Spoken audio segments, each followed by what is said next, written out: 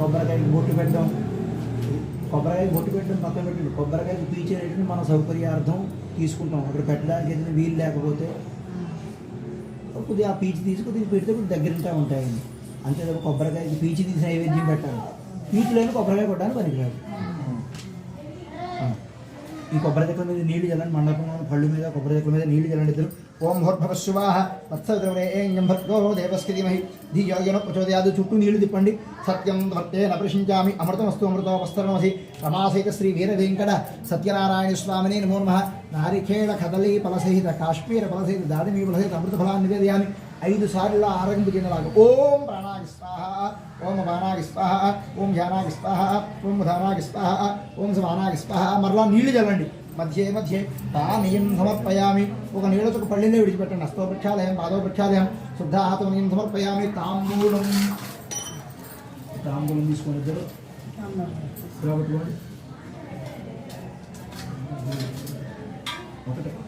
చెప్పండి. హిరణ్య గర్భ గర్భస్థం హేమ బీజం విభావసో అనంత కోటి పుణ్యఫలదం అతః శాంతిం ప్రయచ్చమే దక్షిణ సహిత తాంబూలం సమర్పయామి. ఒక నీళ్ళ చుక్క పళ్ళిలో విడిచిపెట్టండి. అదే కింద ఆకులు మన తాంబూల రుణాంతం పునఃశుద్ధ ఆచమనం సమర్పయామి. కర్పూర మంగళానంద నీరాజనం. ఆరతి వెలిగించి నెమ్మదిగా ఆరతివ్వండి. చాలా ఎక్కువగా 2 వేళలు అయింది. ఓం వేదాహమేతం నెమ్మదిగా వేదాహమేతం పురుషన్మహాంతం ఆదిత్యవర్ణం తమసస్వారే సర్వాణి రూపాణి విచత్యధీరః నామాని కృత్వాభివదన నిరాస్తే సమ్రాజం జగరాజం చాభిక్తేర్యాచనో గృహే లక్ష్మీరాష్ట్రస్యాభేతయా భాసకం ప్రజామసి రమాసైత శ్రీ వీర వెంకట సత్యనారాయణ స్వామిని నిర్మూర్భ కర్పూర మంగళానంద నీరాజనంద్ర శ్యామి నీరాజనాంధ్రం పురుషుద్ధాకృష్యామి హారతికలగద్దుకోండి. సంతత శ్రేయస్తు సమస్త తన్మంగళాని భవంతు. నిత్య శ్రేయస్తు నిత్యమంగళాని భవంతు. బోలో సత్యనారాయణ భగవానికి.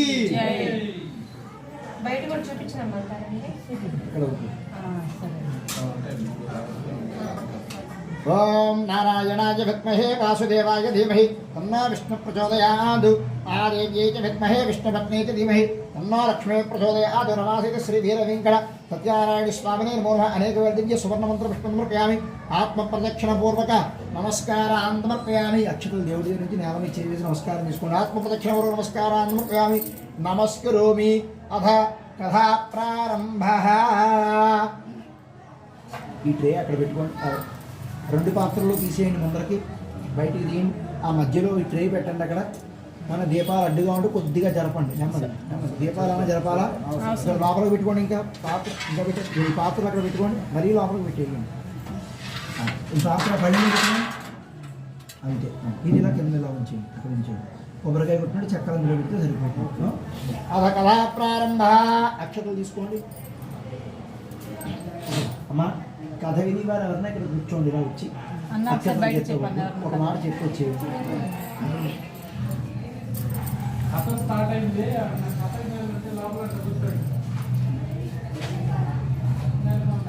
అక్షతలు చెప్తా కూర్చోండి. అలా కథా ప్రారంభ. ఒక్కసారి గట్టిగా గోవింద నామస్మరణ చేయండి. జయ రమారమణ గోవింద. బోలో సత్యనారాయణ భగవానికి. అథ కథా ప్రారంభ.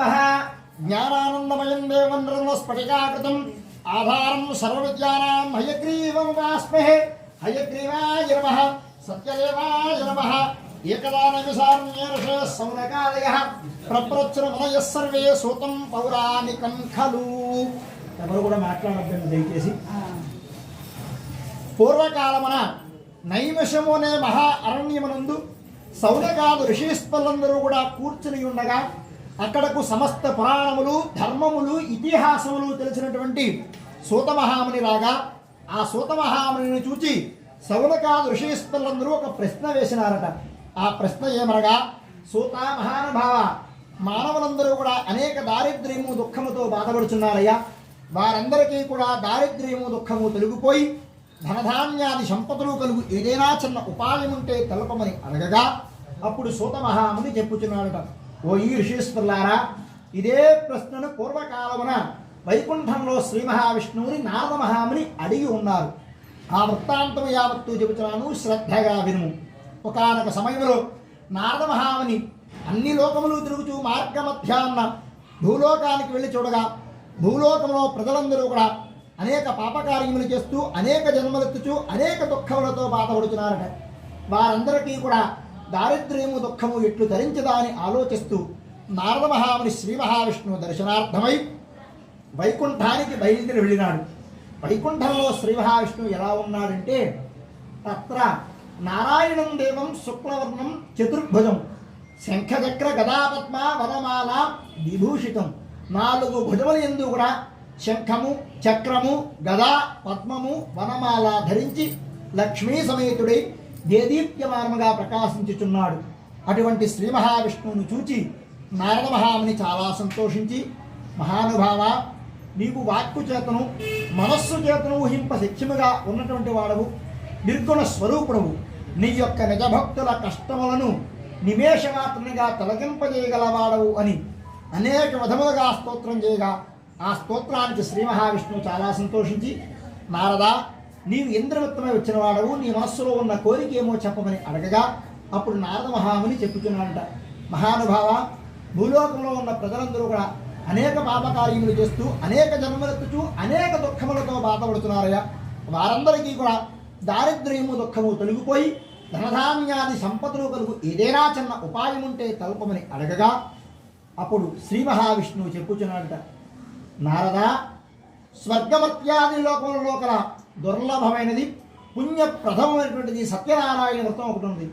ఆ వ్రతాన్ని కనుక మానవులు ఆచరించినట్లయితే వారికి సమస్త సంపదలు కలుగుతాయని చెప్పేసరికి నారద మహాముని చాలా సంతోషించి, మహానుభావ, వ్రతము చెప్పినావు, అది ఏ విధముగా ఆచరించవలను, పూర్వం ఎవరి చేత ఆచరింపబడినది అంతయు కూడా సవిస్తరముగా తెలపవల్లని అడగగా, అప్పుడు శ్రీ మహావిష్ణువు చెప్పుచున్నాడట, నారదా, ఈ వ్రతము చేసిన వారికి దుఃఖ శోకములు నశించును, ధనధాన్యాది సంపదలు కలుగును. ప్రత్యేకముగా ఈ వ్రతము స్త్రీలకు సౌభాగ్యము, యోగ్యమైనటువంటి సంతానాన్ని కూడా ఇచ్చును. మానవులందరూ కూడా ఎవరెవరు ఏ ఏ కోరికలతో అయితే వ్రతము చేస్తారో వారి వారి కోరికలన్నీ కూడా నెరవేరును.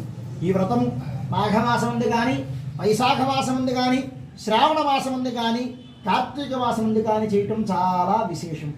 ఈ వ్రతానికి ఏకాదశి, పౌర్ణమి అనే నిమిత్తం లేకుండా ఎప్పుడైనా సరే భక్తి శ్రద్ధలతో ఈ సత్యనారాయణ వ్రతాన్ని ఆచరించవచ్చు. ఈ వ్రతం గృహమునందు కానీ, ఏదైనా పుణ్యక్షేత్రమునందు కానీ, నదీ తీరముందు కానీ చేయటం చాలా విశేషం. ఈ వ్రతానికి అంగదేవతలుగా చెప్పిన వరుణదేవుని పూజించడం ముందుగా, తర్వాత విఘ్నేశ్వరుని, పంచలోక పాలకుల్ని, ఆదిత్యాది నవగ్రహ దేవతము, ఇంద్రాది అష్టదిక్పాలక దేవతము ఆవాహన చేసి పూజించబడు. ఈ వ్రతానంతరము బాగుగా పండిన అరటి పండ్లు, గోధుమలు, ఆవు పాలు, ఆవు నెయ్యి, పంచదార, సుగంధ ద్రవ్యములతో కూడి ఉన్న ప్రసాదాన్ని నివేదన చేయవలను. ఈ వ్రతానంతరము కథ చెప్పిన బ్రాహ్మణులకు దక్షిణ తాంబూలములిచ్చి వారి యొక్క ఆశీర్వాదం పొంది ఆ రోజంతయు కూడా సత్యదేవా సత్యదేవా అంటూ స్వామి యొక్క నామస్మరణ చేస్తూ ఎవరైతే ఈ సత్యవ్రతాన్ని భక్తి శ్రద్ధలతో ఆచరిస్తారో వారు జీవితాంతమున మోక్షాన్ని చెంది విష్ణు సాన్నిధ్యానికే చెందిన వారాయణ.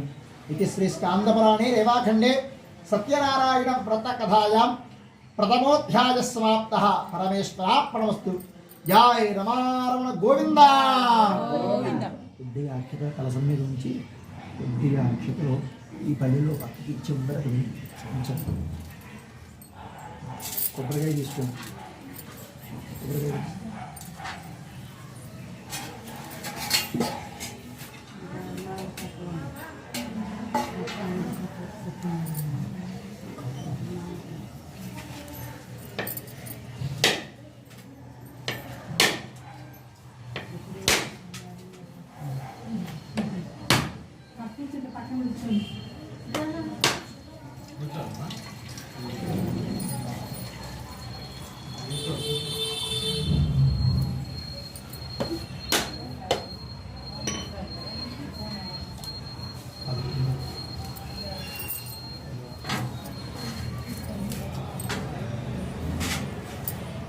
నీవి కదండి.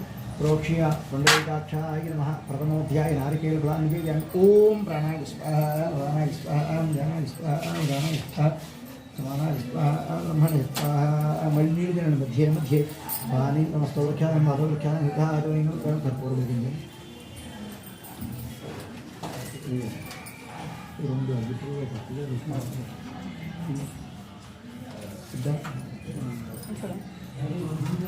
ఓం సమ్రాజం జయరాజం జాహ్రీయాజం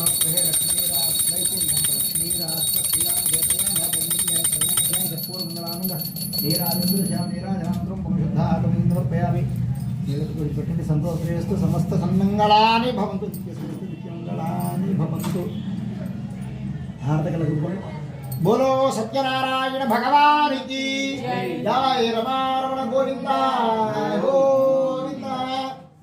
అక్షతలు తీసుకోండి. కథ ద్వితీయోధ్యాయ ప్రారంభ. రెండవ కథ.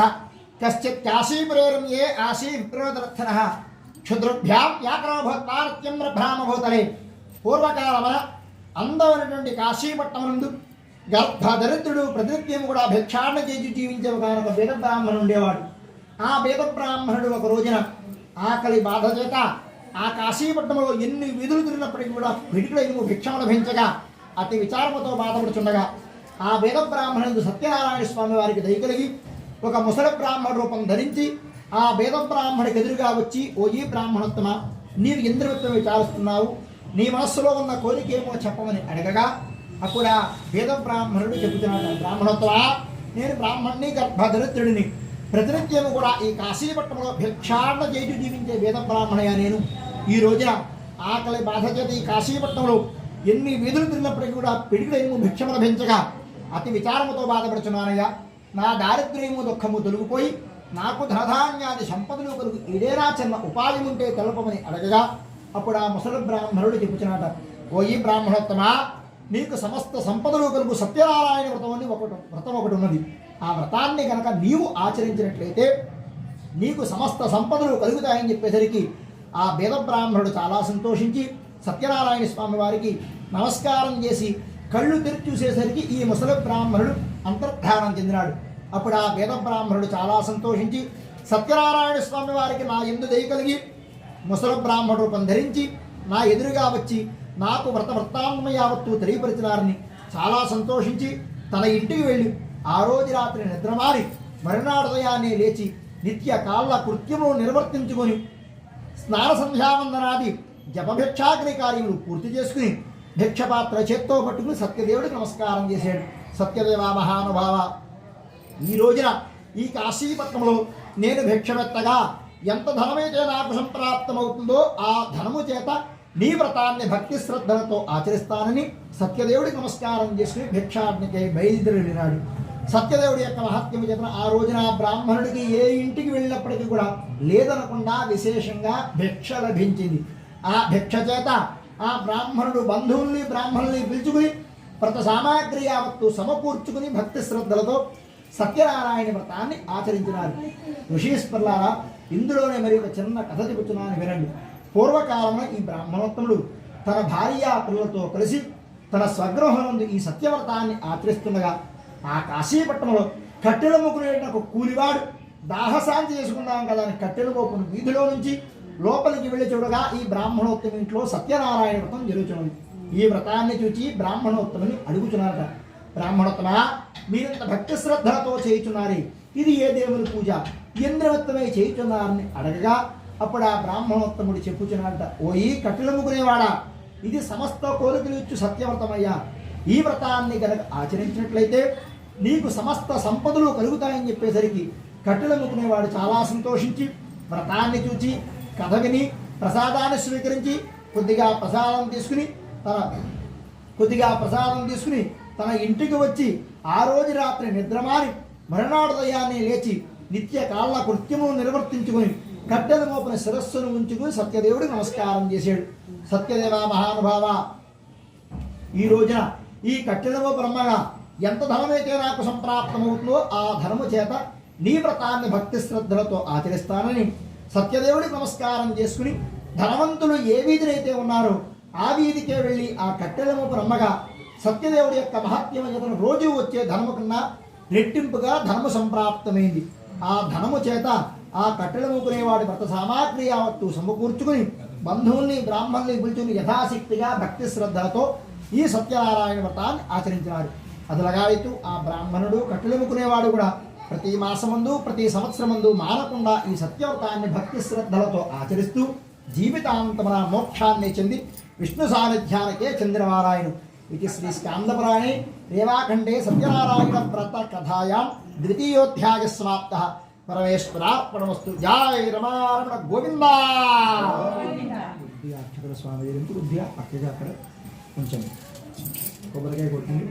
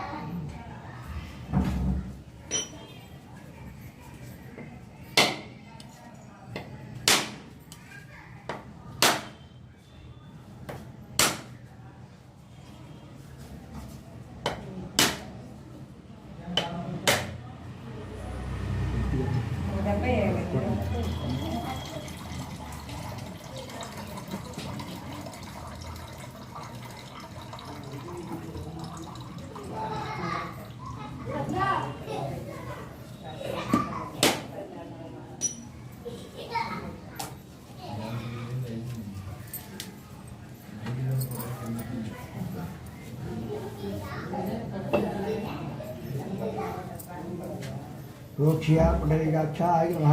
द्वितीयोध्याय नारिकेलभानुजयामि. ओम प्राणाय स्वाहा, भवानाय स्वाहा, ओम ज्ञानाय स्वाहा, ओम दानाय स्वाहा, ओम दमानाय स्वाहा, ब्रह्मणाय स्वाहा. मध्ये मध्ये पानीं क्रमस्तवृक्षायं मदवृक्षायं शुद्धाचरणं समर्पयामि. कर्पूरमङ्गलां नैराजनम्.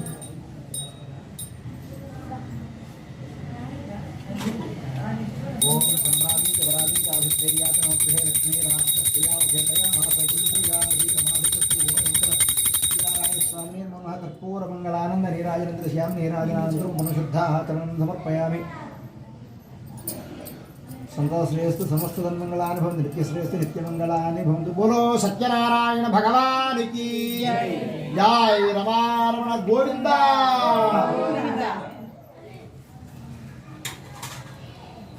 अधा तृतीयोध्याय प्रारम्भः. मूडव कथ. पूर्वकालमन ఉల్కాముడనే మహారాజు ఉండేవాడు. ఆ మహారాజు జితేంద్రుడు సత్యవాది. ప్రతినిత్యము కూడా దేవాలయానికి వెళ్ళి దేవతారాధన చేసి ఉండేవాడు. అటువంటి మహారాజు ఒక రోజున భద్రశీల అనే నదీ తీరమందు భక్తి శ్రద్ధలతో సత్యనారాయణ వ్రతాన్ని ఆచరిస్తుండగా ఆ నదీ తీరం వైపుగా వ్యాపార నిమిత్తమే వెళుతున్న ఒక షావుకారు విశ్రాంతి తీసుకుందాం కదా అని పడవను ఒడ్డుకు చేర్చి ఈ మహారాజు చేస్తున్న వ్రతం దగ్గరికి వచ్చి ఈ వ్రతాన్ని చూచి మహారాజుని అడుగుతున్నారట. రాజా, మీరింత భక్తి శ్రద్ధలతో చేయుచున్నారు, ఇది ఏ దేవుని పూజ, ఇంద్రవత్తమే చేయుచున్నారని అడగగా అప్పుడు ఆ మహారాజు చెప్పుచున్నట, ఓ ఈ షావుకారు, ఇది సమస్త కోరికలు ఇచ్చు సత్యవ్రతమయ్యా. నాకా రాజ్యమున్నది, ధనమున్నది, సంతానం లేదయ్యా.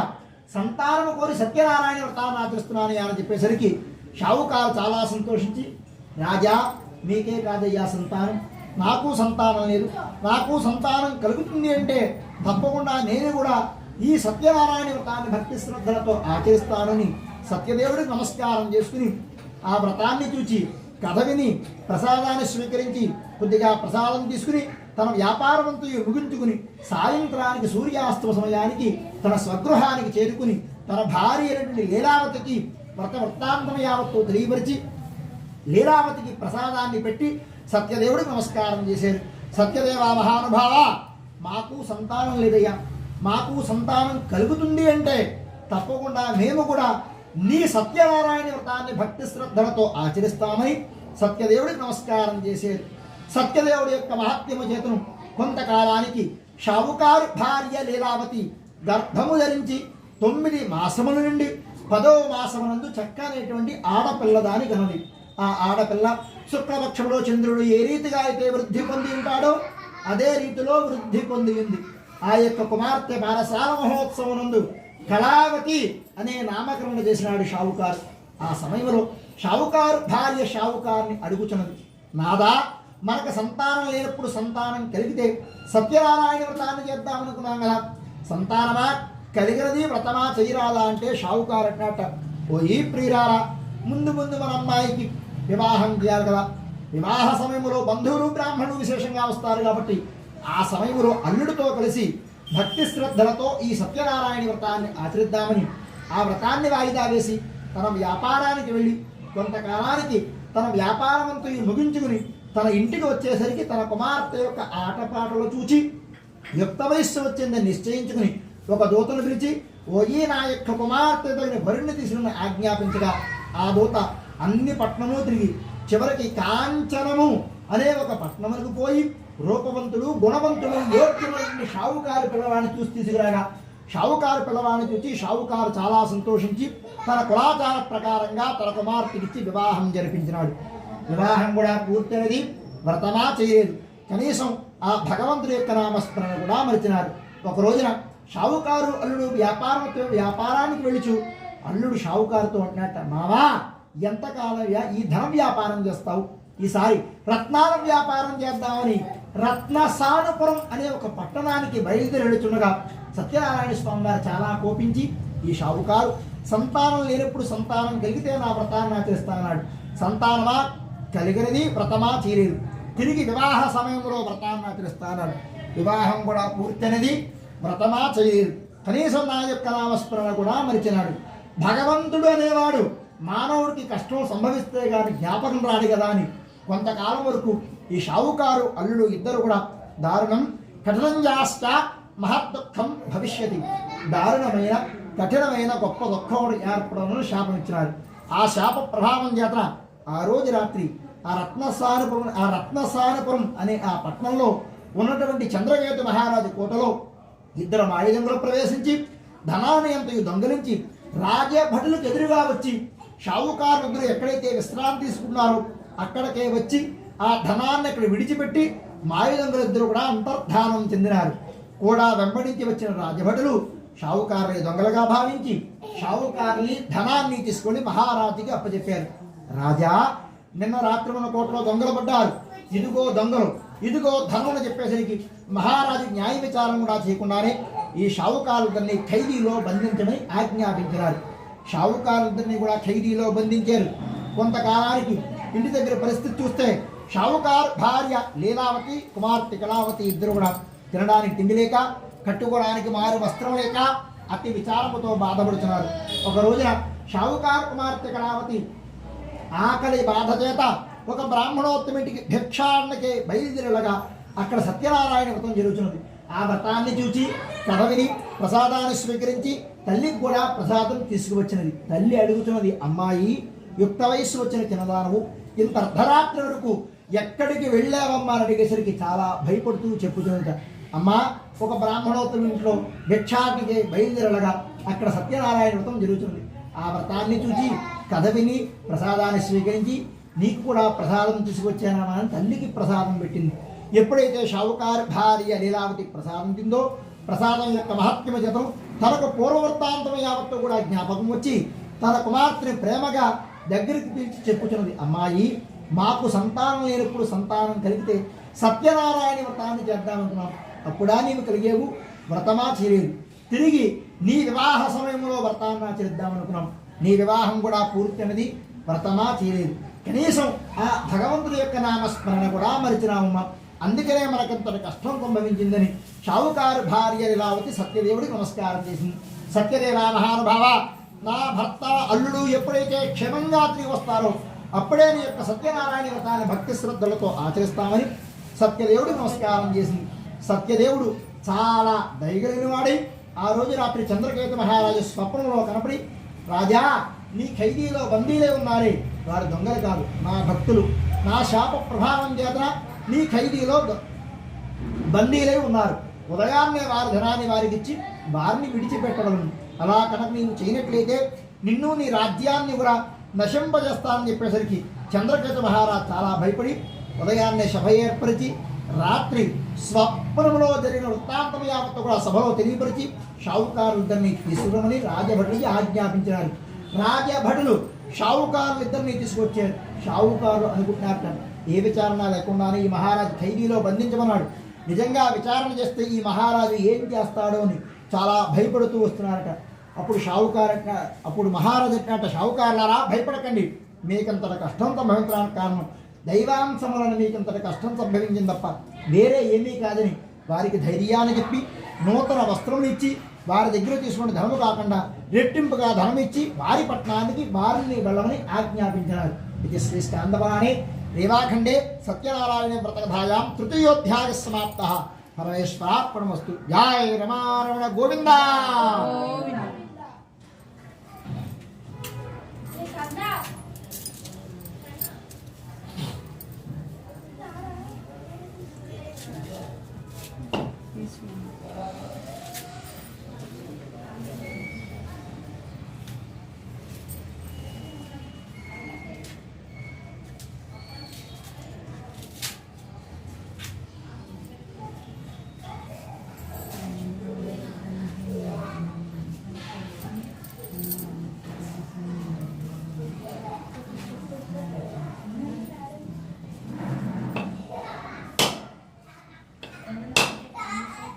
అమ్మా ఏం ప్రసాదాలు ఉన్నా ఇప్పుడే నైవేద్యం ఈ కథలు అయ్యాక ఏమున్నాయి రెడీ చేసుకోండి. తర్వాత పుట్టింటారు వస్త్రాలు అన్నీ కథలు అయ్యాక ఏమన్నా రెడీ చేసుకోండి. నీళ్ళు జలని ప్రోక్ష్య పుండరీకాక్షాయ నమః. తృతీయోధ్యాయ నారికేళ ఫలాన్ని వేదాన్ని. ఓం ప్రాణాయ స్వాహ భవానాయ స్వాహ వ్యానాయ స్వాహ వదానాయ స్వాహ తమానాయ స్వాహ బ్రహ్మణే స్వాహ మధ్యే మధ్యే పానీయులు హస్తో వృక్షాలయం పాదో వృక్షాలయం నీళ్ళతో కుడిపెట్టిన కింద 3 సార్లు శుద్ధాత్మని సమర్పయామి.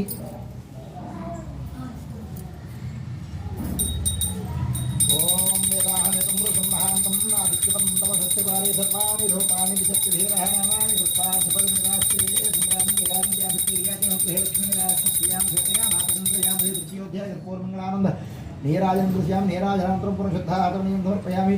సంతోశ్రేయస్తు సమస్తనిర్వాణం సత్యశ్రేయస్తు నిత్యమంగళాని భవంతు. బోలో సత్యనారాయణ భగవానికి జయ రమారమణ గోవింద గోవింద. అదా చతుర్థోధ్యాయ ప్రారంభ. 4వ కథ. అదా చతుర్థోధ్యాయ. టైం ఉందమ్మా, ఇంకా ముందుగా చెప్తున్నా. ఏమైనా వేసి ఏమన్నా ఏమన్నా మళ్ళీ ఎక్కడి నుంచి కావాల్సింది, ఎందుకంటే ఓ మాట ముందు చెప్పాను అంతే. చతుర్థోధ్యాయ ప్రారంభ. 4వ కథ. ఈ షావుకారులు ఈ ధనానయంతో పడవలో వేసుకుని ప్రయాణానికే బయలుదేరుస్తున్నారు.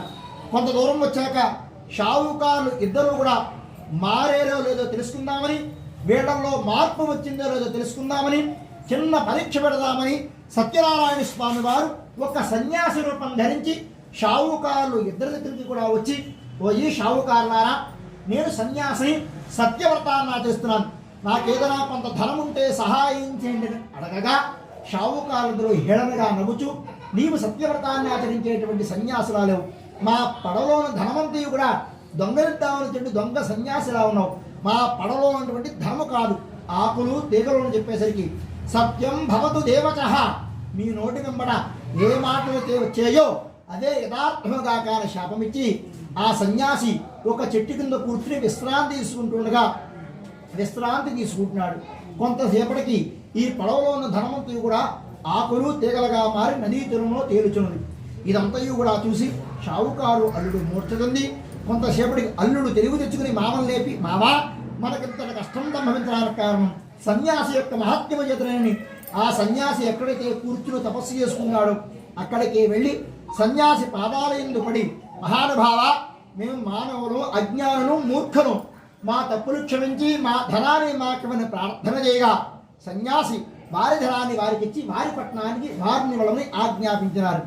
ఈ ధనాన్ని ఎంతో పడవ వేసుకుని ప్రయాణానికే బయలుదేరుస్తున్నారు. కొంత దూరం వచ్చాక షావుకారులు ఇద్దరు కూడా ఒక దూతను పిలిచి, ఓ ఈ షావుకారులు రేపే క్షేమంగా ఇంటికి చేరుకుంటారని క్షేమవార్త వ్రతమన్నాడు. ముందుగా ఆ దూత ఇంటికి వెళ్ళి, అమ్మా, షావుకారులు కూడా బయలుదేరారు, రేపే క్షేమంగా ఇంటికి చేరుకుంటారని క్షేమవార్త లీపించినాడు.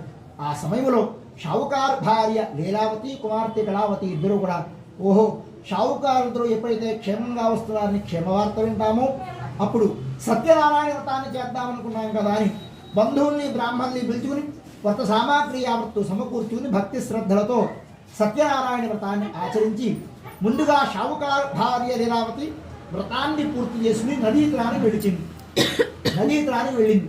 షావుకారు కుమార్తె కళావతి కూడా వ్రతాన్ని పూర్తి చేసి అందరికీ ప్రసాదం పెట్టి తాను మాత్రం ప్రసాదం తినటం మరిచి నదీ తీరానికి వెళ్ళింది. షావుకారు దిగేడు, అల్లుడు ధర్మతో సహితంగా పడవను నదిలో ముంచి వేసినాడు సత్యనారాయణ స్వామి వారు. అప్పుడు షావుకారు కుమార్తె కళావతి చాలా వేగంతో భర్త లేని జీవితం, స్త్రీలకు ప్రధాని, తాను కూడా నదీ త్యాగం చేద్దామని సిద్ధమయ్యేసరికి సత్యనారాయణ స్వామి వారు ఆకాశ మార్గాన చెప్పుతున్నట, ఓయి షావుకారు, నీ కుమార్తె నా వ్రతాన్ని ఆచరించినది, అందరికీ ప్రసాదం పెట్టింది, తాను మాత్రం ప్రసాదం తినటం మరిచి నదీ తీరానికి వచ్చిందయ్యా. మరలా నీ కుమార్తె ఇంటికి వెళ్ళి ప్రసాదాన్ని స్వీకరించి నదీ తీరానికి వచ్చినట్లయితే నీ అల్లుడు ధర్మతో సహితంగా క్షేమంగా ఒడ్డుకు చేరుకుంటానని చెప్పేసరికి షావుకారు కుమార్తె కళావతి చాలా వేగంతో ఇంటికి వెళ్ళి ప్రసాదాన్ని స్వీకరించి నదీ తీరానికి వచ్చేసరికి తన భర్త ధర్మతో సహితంగా క్షేమంగా ఒడ్డుకు చేరుకున్నాడు. షావుకారు అల్లుడు కూడా సత్యదేవుడి యొక్క మహాత్మ్యము తెలుసుకుని అక్కడే ఆ నదీ తీరముందే బంధువుల్ని బ్రాహ్మణుల్ని పిలుచుకుని భర్త సామాగ్రి యావత్తు సమకూర్చుకుని భక్తి శ్రద్ధలతో సత్యనారాయణ వ్రతాన్ని ఆచరించినారు. అది రగాయితూ షావుకారు అల్లుడు ప్రతి మాసముందు ప్రతి సంవత్సరముందు మానకుండా ఈ సత్యవ్రతాన్ని భక్తి శ్రద్ధలతో ఆచరిస్తూ జీవితాంతమున మోక్షాన్ని చెంది విష్ణు సాన్నిధ్యానికే చెందినవారాయణ. ఇది శ్రీ స్కాందపురాణే రేవాఖండే సత్యనారాయణ వ్రత కథాయా చతుర్థోధ్యాయ సమాప్త. పరమేశ్వరార్పణమస్తు. జయ రమారమణ గోవింద. సత్యనారాయణ భగవాన్ కి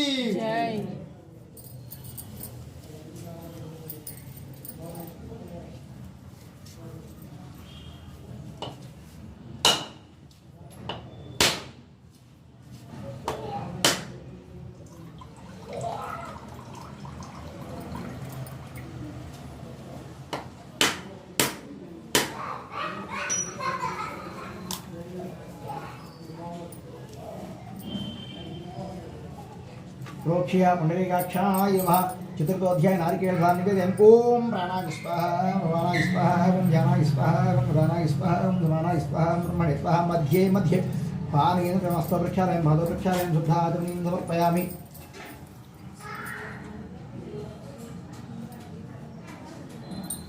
ओम सम्राजं जगराजं च अभिषेक्याजनो गृहे लक्ष्मी राष्ट्रप्रियां भेटया माधवं पूजा मधुर रमाभिः श्रीधीरनिक सत्यनारायण स्वामी नमः. चतुर्थोध्याय जगत्पूर्वमङ्गलामङ्गलां हीराजातं मनोधारणं समस्तश्रेष्ठ समस्तमङ्गलां नित्यश्रेष्ठ नित्यमङ्गलानि भवन्तु.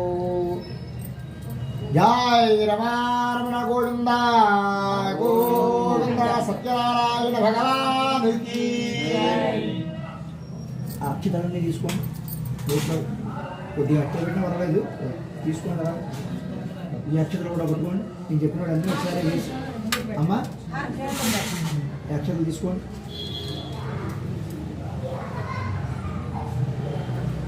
అథ పంచమోధ్యాయ ప్రారంభ. ఐదవ కథ, ఆఖరి కథ. ఆసీ తుంగధ్వజో రాజా ప్రజాపాలన. పూర్వకాలమున తుంగధ్వజుడు అనే మహారాజు ఉండేవాడు. ఆ మహారాజుకి వేటంటే చాలా ఇష్టం. ప్రతిరోజు కూడా వేటకు వెళ్ళి అనేక మృగములను వేటాడుచూ ఉండేవాడు ఆ మహారాజు. ఒక రోజున వేట ఆయాసం చేతను ఒక చెట్టు కింద కూర్చుని విశ్రాంతి తీసుకుంటుండగా అక్కడే కొంతమంది గోపాలకులు భక్తి శ్రద్ధలతో వ్రతాన్ని ఆచరిస్తున్నారు.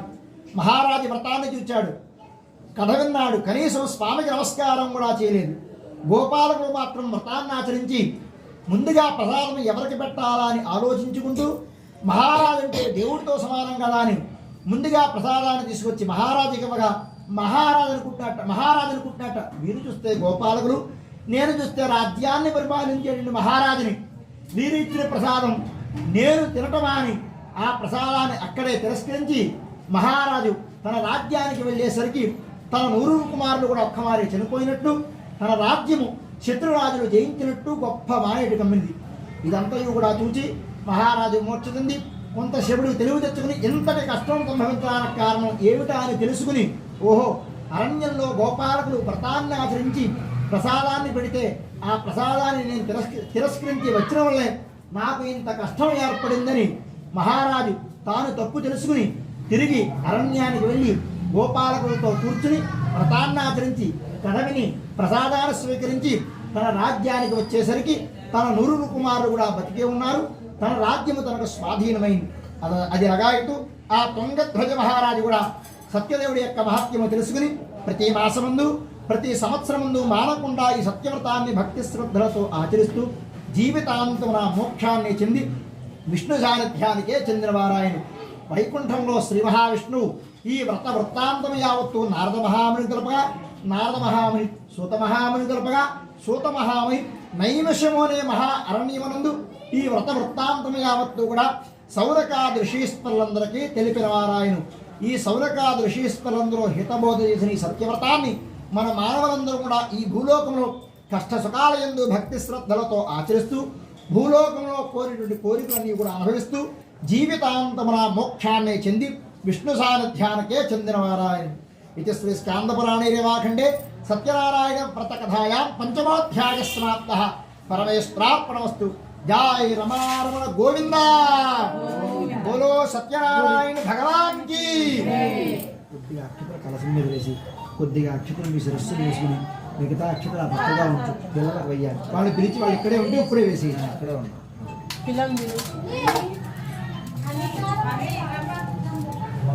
కొబ్బరికాయ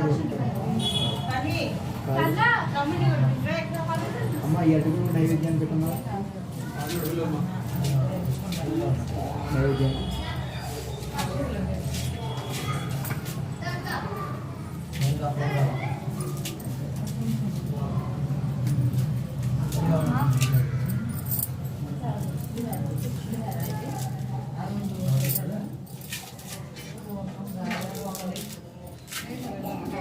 మీరందరూ అక్షతలు వేసి వాళ్ళు కొబ్బరికాయ కొట్టాక పైకి లేస్తారు. మీరందరూ అక్షతలు వేయచ్చు. కొబ్బరికాయ కొట్టేసి లేవండి. ఉన్నానా మీ నాన్న నాకు కూడా డ్రెస్ బాగుంది కనిపించిన అలాంటి సేమ్ డ్రెస్ పెద్దవాళ్ళు కూడా ఉంటాయి.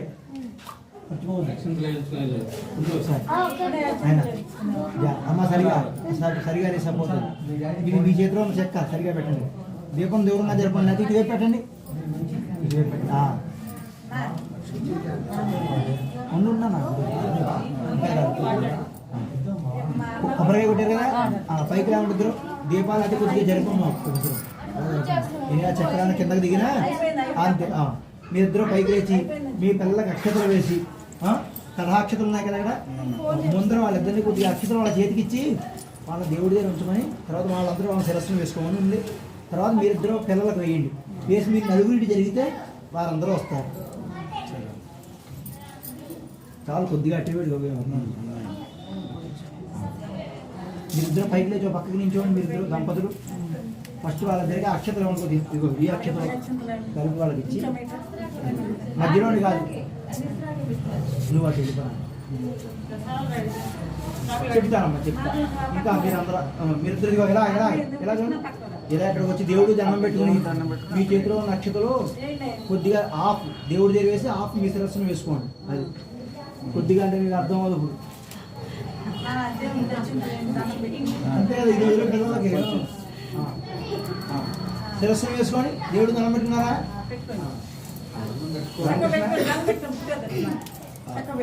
మీరు ఇలా దేవుడికి ఎదురుకుండా ఉండండి. దాన్ని మీరు ఆ వెనకాల కొద్దిగా ఖాళీ చేసుకుంటే నీకు బాగుంటుంది.